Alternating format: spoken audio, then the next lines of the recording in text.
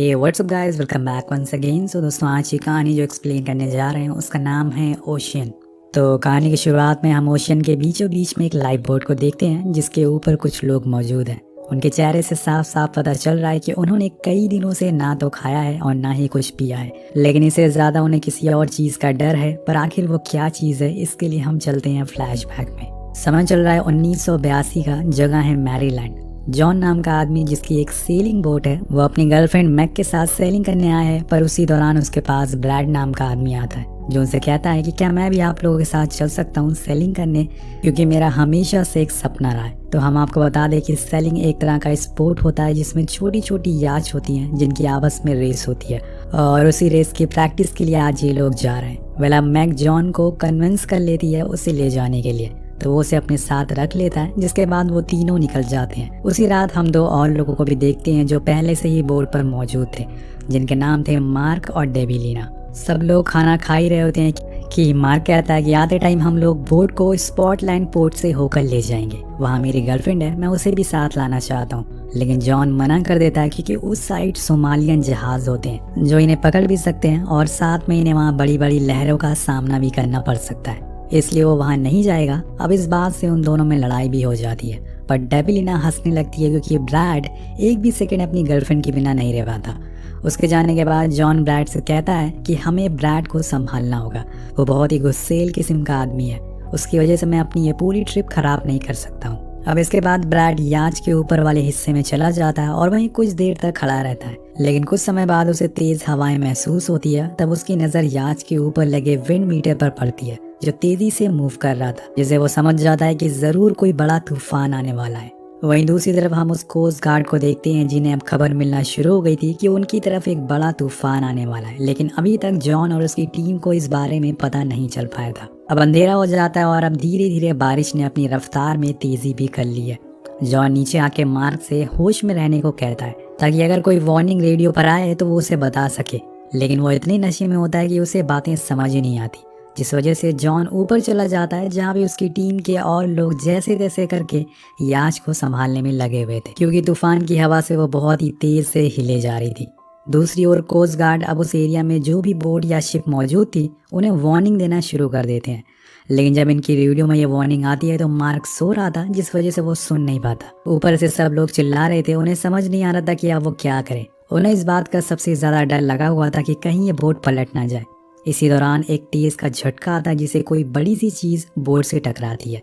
इस झटके की वजह से बोट के नीचे सारी चीजें टूटने लगती है, जिसके शोर से मार्क उठ जाता है और वो कोस्ट गार्ड की वार्निंग को सुन लेता है। फिर वो फौरन ऊपर जाकर इस बारे में जॉन को बताता है, जो नीचे आकर सबसे पहले रेडियो पे खुद के लोगों के लिए मदद मांगता है। उसके पीछे पीछे मैक भी नीचे आती है, लेकिन तभी उसके पैर में ओवन का गेट से एक कट लग जाता है और वो बुरी तरह से जख्मी हो जाती है। और ये देखकर जॉन फौरन रेडियो मार्क को देता है और उसकी पट्टी करता है। इसी बीच कोस्ट गार्ड का हेड आता है जिसने जॉन को जानता था। उसकी आवाज़ सुन के वो फौरन रेडियो को ले लेता है और उसे अपनी लोकेशन और सिचुएशन बताने को कहता है। वो जॉन को बताता है कि अभी तुम्हें कम से कम 3 घंटे वेट करना होगा और इसके बाद वहाँ से थोड़े कॉमर्शियल शिप गुजरेंगे, जिसके बाद ही कुछ हो सकता है। पर जॉन कहता है कि इतनी देर हम सरवाइव नहीं कर सकते। तो गार्ड कहता है कि ठीक है, रुको मैं कुछ करता हूँ। इसके बाद वो फिर से डेक पर जाता है और बोट को संभालने की कोशिश करता है, लेकिन तभी एक विशाल लहर आती है जिसके सामने उसकी बोट कुछ नहीं थी और कुछ ही देर में इनकी बोट उसमें समा जाती है। अगले पल हम देखते हैं कि जॉन की पूरी टीम पानी में होती है और उसकी बोट डूब चुकी थी। सब लोग पानी में अपनी जान बचाने के लिए एक दूसरे को हौसला दे रहे थे और तभी उस याच में रखी बोट उनकी तरफ आने लगती है, जिसे देख के सब उसकी तरफ भागते हैं और जाकर उसे पकड़ लेते हैं। इस छोटी सी बोट से उन्हें थोड़ी राहत मिलती है, लेकिन यहाँ कोस्ट गार्ड वाले इन्हें कांटेक्ट करने की लगातार कोशिश करते क्योंकि उन्होंने अपना एक हेलीकॉप्टर इनकी बताई हुई लोकेशन पर भेज दिया था, लेकिन इन लोगों की बोट तो डूब चुकी है और ना तो हेलीकॉप्टर को ये लोग दिखते हैं और ना कोस्ट गार्ड वालों को, और ना ही कोस्ट गार्ड वाले इनसे कांटेक्ट कर पाते। अब उन्हें थोड़ा बहुत अंदाजा तो हो चुका था कि शायद वो सरवाइव नहीं कर पाएंगे, पर उन्हें क्या पता था कि वो सारे लोग अभी भी जिंदा है। अब इसी तरह से सुबह हो जाती है और सब अभी भी उसी लाइफ बोट को पकड़ कर लटके हुए थे, लेकिन यहाँ हम देखते हैं कि मैक के पैरों में जो चोट लगी थी उसका खून अब समुद्र में बहता जा रहा था। उसके खारे पानी की वजह से उसे और दर्द भी होता जा रहा था। तो मार्क कहता है कि क्यों ना हम इस लाइफ बोट पे सिर्फ मैक को बैठा दे जिससे उसे थोड़ा आराम मिल सके, लेकिन जॉन ऐसा करने से मना कर देता है क्योंकि हवा बहुत ठंडी थी जिससे उसे और तकलीफ होगी, उसे पानी में ही रहने दो। तो जॉन लगातार मैक को हौसला बढ़ाता रहता है। इसी दौरान डेबिलिना ब्रैड से कहती है कि तुम मुझे लात क्यों मार रहे हो, पर वो कहता है कि नहीं, मैंने ऐसा कुछ किया ही नहीं। अब जब वो नीचे जाकर देखती है तो वहाँ बहुत सारी शार्क घूम रही थी जो मैक के खून को स्मेल करके यहाँ तक पहुँच गई थी। वो सारे ये देखकर हड़बड़ी में उस बोट पर चढ़ना शुरू करते हैं, लेकिन इसी जल्दीबाजी में वो बोट पलट जाती है और सब उसे सीधा करने के लिए किसी न किसी को नीचे तो जाना ही पड़ेगा। लेकिन यहाँ कुछ होने से पहले ब्रैड इतना ज़्यादा डरा हुआ था कि वो उल्टी बोट पर ही चढ़ जाता है। सब लोग उसे नीचे लाने की कोशिश करते हैं क्योंकि ऐसे में तो बोट सीधा हो ही नहीं पाएगी, पर जैसे तैसे करके वो उसे नीचे लाते हैं और फिर बोट को सीधा करके सब लोग उस पर चढ़ जाते हैं। लेकिन तब तक बोट तक शार्क आ चुकी थी तो मार्क को पकड़ने ही वाली होती है, लेकिन डेबिलिना उसे ऊपर खींच लेती है। अब इसके बाद सब लोग अपने चारों तरफ देखते हैं कि कहीं कोई शार्क तो नहीं है, पर किसी को कुछ भी दिखाई नहीं देता। और तभी अचानक से कोई बड़ी सी चीज़ बोट से टकराती है और सभी फिर से डर जाते हैं। तो यहाँ इनकी फटी पड़ी थी, अब ये जाएं तो जाएं कहाँ। कुछ देर बाद सब कुछ शांत हो जाता है, चारों तरफ सन्नाटा छा चुका था। लेकिन तभी इनकी बोट फिर से किसी चीज़ से टकराती है और वो चीज़ थी शार्क। जॉन सीधा पानी में जाकर गिरता है और इसे देखकर मैक चिल्लाने लगती है। ये लोग उसे फौरन ऊपर खींचते हैं, लेकिन अब यहाँ जॉन सबको बताता है कि शार्क शोर सुन के ज़्यादा अट्रैक्ट होती हैं, इसलिए हम सभी को चुप हो जाना चाहिए। कुछ ही देर बाद वहाँ का पानी साफ हो जाता और शार्क वहाँ से जा चुकी थी। लेकिन आखिर ये यहाँ कब तक रहेंगे? यहाँ तकरीबन इन्हें 31 घंटों से ऊपर हो चुका है और तब से लेकर इन्होंने ना तो कुछ खाया है और ना ही पिया है। समुंदर का पानी भी ये पी नहीं सकते। वहीं दूसरी तरफ कोस्ट गार्ड वाले अभी भी लगे हुए हैं इन्हें ढूंढने के लिए। वो अपने चॉपर बार बार उसी जगह पर भेजते हैं, लेकिन उन्हें वहाँ कोई भी नहीं मिलता क्योंकि ये लोग अब वहाँ से बताई हुई लोकेशन से बहुत ही दूर आ चुके हैं। अब धीरे धीरे समय बीतने लगता है और इन्हें भूख लगना शुरू हो जाती है। वहीं मैग अपनी उस चोट से परेशान थी क्योंकि समय के साथ साथ इन्फेक्शन अब बढ़ता जा रहा था, जिसे देखते हुए जॉन अपनी बेल्ट को उसके पैर पर कसकर बांधने लगता है ताकि इन्फेक्शन ना फैले। लेकिन इससे मैग को बहुत दर्द होता है और वो बहुत तेज चिल्लाती है, जिससे कि शार्क उनकी तरफ फिर से आने लगती है और ये ब्रैड देख लेता है। और इतना सब कुछ होने के बाद वो थोड़ा पागल सा हो चुका था। उसके साथ इस बोट पर और भी लोग मौजूद थे, लेकिन सबसे ज्यादा वही डरा हुआ था। तो वो उस बेल्ट को छीन कर पानी में फेंक देता है ताकि मैग चिल्लाए ना।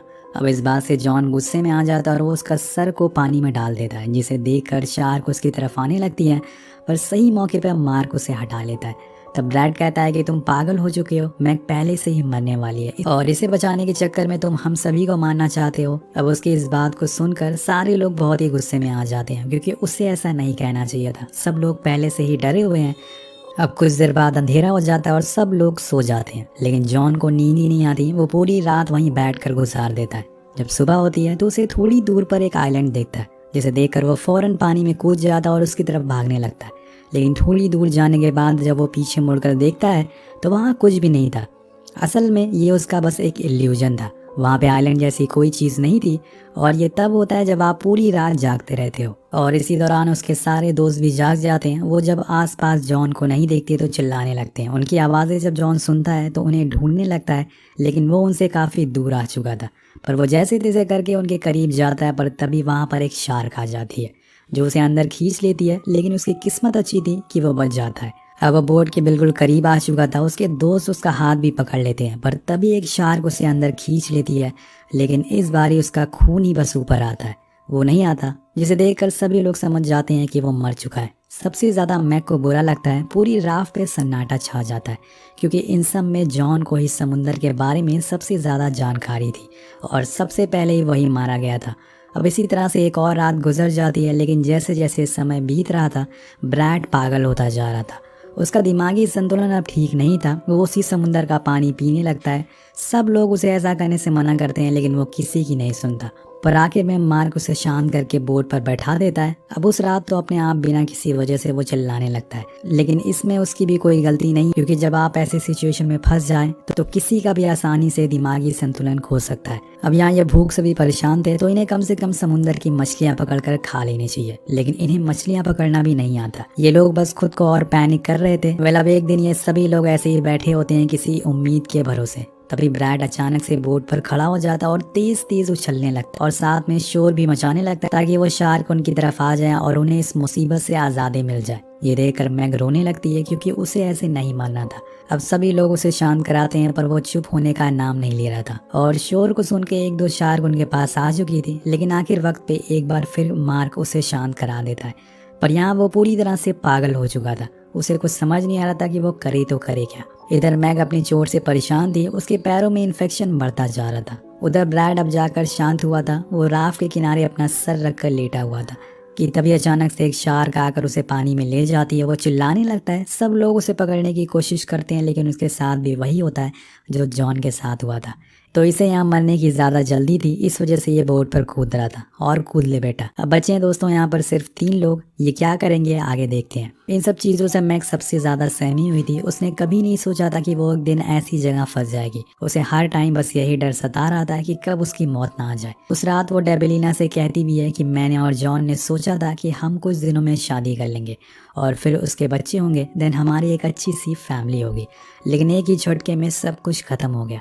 मुझे तो ये भी नहीं पता कि मैं कब तक जिंदा रहूंगी। मार्क उसे सहारा देते हुए कहता है कि घबराओ मत, सब कुछ ठीक हो जाएगा। अब ऐसे ही करते करते वो रात भी गुजर जाती है, लेकिन अगली सुबह हम देखते हैं कि मैग भी अब जा चुकी है। उसने अपना दम तोड़ दिया। ये देखकर डेबिलिना और मार्क दोनों बहुत ही उदास हो जाते हैं, लेकिन उन्हें भी पता था कि मैग के दिन अब काफी करीब है। उसकी पूरी बॉडी में वो इन्फेक्शन फैल चुका था जिससे वो पूरी सफेद हो गई थी। वो दोनों उसे अपने साथ रखते तो उसकी बॉडी स्मेल करने लगती, इसलिए वो डिसाइड करते हैं कि वो उसे समुद्र में बहा देंगे।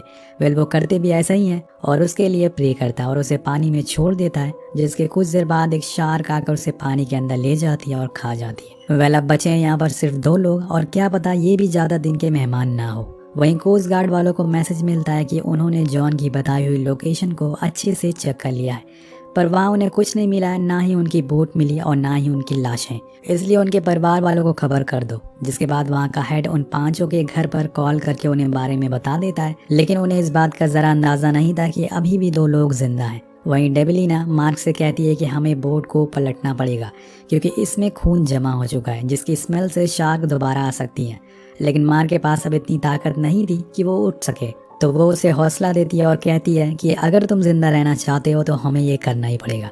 वो मान जाता है क्योंकि अपनी जान सबको प्यारी होती है। अब वो दोनों पानी में कूदते हैं, जिसके बाद वो बोट को पलट देते हैं, जिससे उसमें खून भरा पानी में मिल जाता है। लेकिन अब इन्हें जल्दी से बोट को सीधा करना होगा, वरना शार्क स्मेल सूंघ कर पहुंच जाएंगी। डेबिलिना तो बोट पर चढ़ जाती है, लेकिन मार्क अभी भी पानी में ही रहता है। वो धीरे धीरे नीचे जाने लगता है, लेकिन तभी उसके सामने एक शार्क आते हुए दिखती है, तो वो फौरन ऊपर जाता है और डेबिलिना उसे बोट पर खींच लेती है। तो यहाँ पर किसी तरह से ये दोनों अपनी जान बचा लेते हैं। अब यहाँ हमें पता चलता है कि इन्हें समुद्र पर रहते हुए पूरे 131 घंटे से ऊपर हो चुके हैं। चौंकाने वाली बात यह थी कि इतने घंटों में इन्होंने ना तो कुछ खाया था और ना ही पिया था, और इसी भूख प्यास में एक और रात गुजर जाती है। लेकिन अगली सुबह इनके लिए एक उम्मीद, एक नई किरण लेकर आती है। मार्क को एक शोर सुनाई देता है। जब वो देखता है तो सामने एक कार्गो शिप आ रहा था। वो फौरन डेबिलिना को उठाता है और बोट को छोड़कर उस शिप की ओर तैरने लगता है। और यहाँ दोस्तों इनकी किस्मत अच्छी होती है, कैप्टन उन्हें देख लेता है और शिप को रोक देता है। जिसके बाद शिप वाले लोग नीचे लाइफ जैकेट फेंकते हैं, जिन्हें मार्क तो पकड़ लेता है, पर डेबिलिना पकड़ नहीं पाती। उसके पैर में चोट लगी थी, जिस वजह से स्विम नहीं कर पाती वो। तो मार्क वापस उसे लेने जाता है, लेकिन इसी दौरान वहाँ पे शार्क आ जाती है। पर अहम मौके पर कैप्टन हॉर्न ब्लो करता है और उसकी आवाज़ सुनकर शार्क वहाँ से वापस भाग जाती है और ये लोग उस जैकेट को पकड़ लेते हैं। उसी दौरान हम इन दोनों की रियल इमेज भी देखते हैं। तो यहाँ इन लोग की जान बच गई थी। अब हमें यहाँ बताया जाता है कि ये पूरी कहानी एक सच्ची घटना पर आधारित है। आखिर में हमें कुछ फोटोज़ भी दिखाई जाती है, जिसमें बताया जाता है कि उस दिन के बाद दोनों को 8 दिन हॉस्पिटल में रखा गया। जिसके बाद डेबिलिना ने अपनी सर्वाइवल जर्नी के बेस पर 3 बुक पब्लिश करी और जिसके साथ ये कहानी ही खत्म हो जाती है। तो आपको ये सर्वाइवल दिल थामने वाली कहानी कैसी लगी नीचे कमेंट करके जरूर बताएगा। मिलते हैं आपसे अगली वीडियो में। Thank you so much watching. Piece.